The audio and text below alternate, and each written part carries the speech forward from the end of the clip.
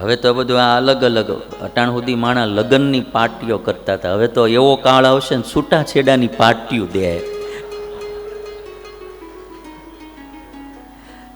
પાણીપુરી યાદ આવી ને એમ જ મને યાદ આવ્યું.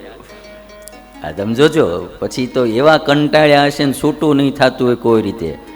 આ કાયદાઓ એવા બધા ને એટલે ચિંગમ જેવું થઈ ગયું હોય, કોઈ રીતે મળું છૂટું ન પડે. પાછું જોડાય ઘડીકમાં ગયું હોય પણ છૂટું કોઈ રીતે ન પડે પછી. એટલે મને બે જુવાનિયા બિચારા મળ્યા. મને કે સ્વામી 10 વર્ષથી કેસ હાલે છે કે એમ કે પ્રાર્થના કરો ને હવે કે આમાંથી છૂટી કે. એટલે પછી છૂટાછેડાની પાર્ટીઓ દેવાય. જેમ વિવાહમાં લગ્ન ગીતો રાખ્યા હોય ને, કેમ આ બધા ઓર્કેસ્ટ્રાવાળા ભાવા તમે જાતા હો, અમારા ભાવો જાય ક્યારેક ક્યારેક લગ્ન ગીત ગાવામાં.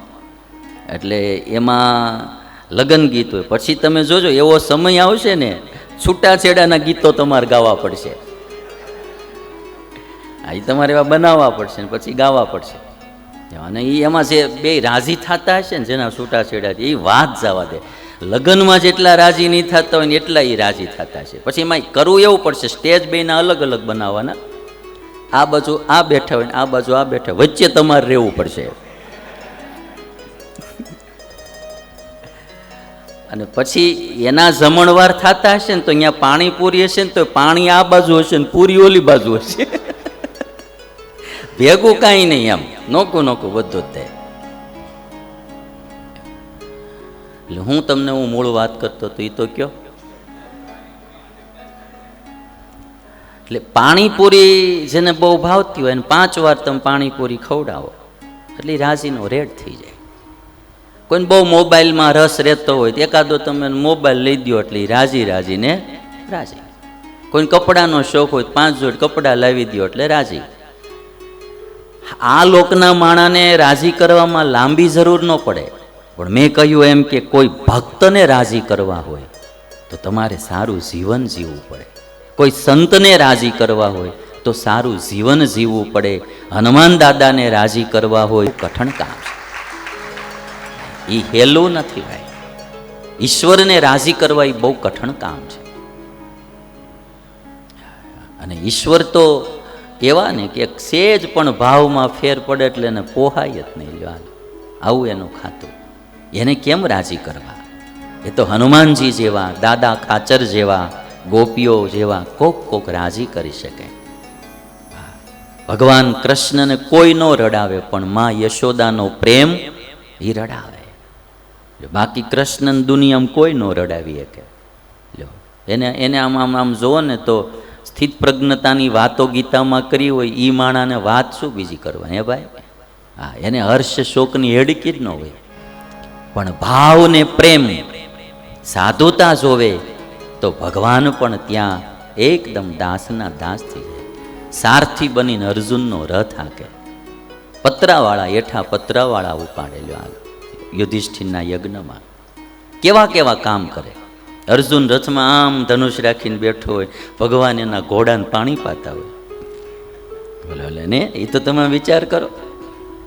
એટલે શલ્યને ખાલી 1 વાર સારથી થવાનું કર્ણને કીધું તો ચોટલી ખીતો થઈ ગઈ. હું એનો સારથી થાવ કે હાલો હે. ભાવ વસ્તુ જો તમે, સાધુતા અર્જુનના ગુણ કેવા. બોલો, અર્જુનમાં એવી સાધુતા હતી કે દ્રોણાચાર્ય આપણે દ્રુપદ રાજાને એણે હરાવ્યા, બરાબર, અને એનું રાજ્ય લઈ લીધું અને દ્રોણાચાર્યને આપ્યું. આમ એનું મોટામાં મોટું ઇન્સલ્ટ હોય ને તો દ્રુપદ રાજાનું ત્યારે થયેલું. પણ અર્જુનની ધનુષ વિદ્યા, અર્જુનનું નમ્રતા, અર્જુનના સદગુણ જોયા પછી દ્રુપદ રાજાએ જ્યારે કન્યા ઉત્પન્ન થઈ ત્યારે નક્કી કર્યું કે આ કન્યાના વિવાહ મારે અર્જુનની સાથે કરવા છે કે. એટલે એણે સ્વયંવર ગોઠવ્યો હતો કે આ માછલીનો મત્સ્યવેદ કરી અને કોઈ જો આ મત્સ્યવેદ કરી શકે તો એ અર્જુન જ કરી શકે, બીજો. એટલે એની પ્રોગ્રામ ગોઠવ્યો હતો આખો. શત્રુ હોય ને તોય ભાવ જાગી જાય, એ સાધુતા છે ભાઈ. અને એટલા માટે એ બ્રહ્માનંદ સ્વામી લખે, બ્રહ્માનંદ સંત, કે ઉધો મોહે સંત સદા અતિ પ્યારે. એના સદગુણો એ ભગવાનને પણ રાજી કરે, વશ કરે. આટલા ભગવાનને સંત વાલા છે. સંત સદા અતિ પ્યારે, જહાં જહાં સંત સિધારે, વહાં વહાં મેં ભી જાઉં.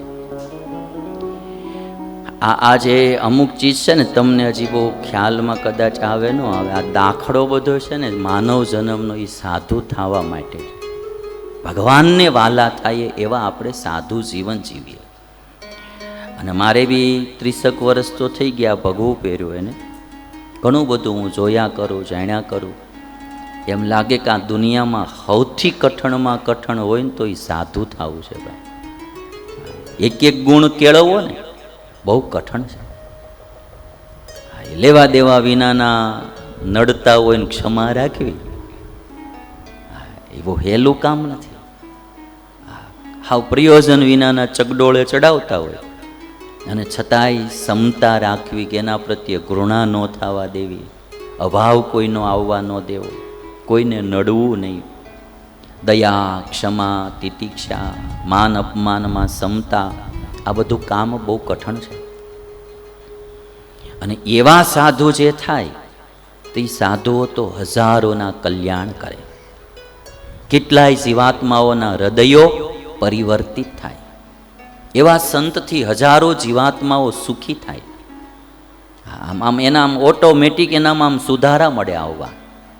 એવા સંતના ગોપાળાનંદ સ્વામી આપણે હતા, કેવા ખૂંખાર માણસોને દર્શન થાય ને ત્યાંનું હૃદય આખું પરિવર્તિત થઈ જાય. એની વાતો સાંભળી, એના દર્શનથી કેટલાય જીવાત્માઓ પવિત્ર થાય અને જીવનમાં સુખી થાય. આપણે માનીએ ન માનીએ પણ જેટલા શરીરમાં રોગ હોય એટલા આપણે દુઃખી જ હોઈએ. બહુ સીધી વાત છે ને ભાઈ. શરીર જેટલું સ્વસ્થ હોય એટલા સુખી. જેટલા શરીરમાં કંઈ પણ નાના મોટા રોગ હોય એટલે માણા દુઃખી. કયો અમુક રોગોની તો ઇફેક્ટો કેટલી રહી જાય. કાલે હું પરમ દિવસે પધરામણી ગયેલો તો એ ભાઈને કોરોના થયેલો. મને કે હજી ટેસ્ટ નથી આવતો. એ કે આમ ખાવ ને ખબર ન પડે, ખાટું. મેં કીધું ખાટું ખારું? મને કે કાંઈ ખબર નથી પડતી. બોલો 3 મહિના લગભગ થઈ ગયા, 3 મહિના જેવું થઈ ગયું, હજી કોઈ ટેસ્ટ જ નથી આવતો. તો પછી મેં કીધું ખાવાનું? મને કે ટાણું થાય બેસી જાવ ખાવા. ભૂખ લાગે કે નહીં? મને કે ભૂખે નથી લાગતી, ભૂખે નહીં જણાતી. તો પછી મેં કીધું ખાવાની કઈ રીતે તમને ખબર પડી? કે ટાણું થાય એટલે બેસી જવાનું, 2-3 રોટલી ખાવાની, ઊભું થઈ જવાનું. એટલે આજે હમણાં જ તે ભાઈ મને વાત કરતા, 2-3 દી પહેલાંની વાત. તો મેં કીધું પણ આનું? મને કે ડૉક્ટર એવું કહેતા હતા કે હજી 6 મહિના તો લાગશે. હવે કોરોના થયેલો, પછી પાછું ઓલી ફંગસ થઈ ગયેલી, બ્લેક ફંગસ, અને એની એટલી બધી દવાઓ, સ્ટીરોઇડ ને આન તેન બધું લેવાનું. જીભમાં અટાણી કે કોઈ ટેસ્ટ જ નથી. હજી કે કદાચ 6 મહિના એ કે લાગશે. ચાલો આમ તમે એક વિચાર કરો. આપણે તો તાવ આવ્યો ને 1 દી નો ભાવે તો કેવું થઈ જાય. આ 6 મહિના કાઢવાના એટલે કોઈક દીક વિચાર કરીએ ને તો ખબર પડે. બોલો.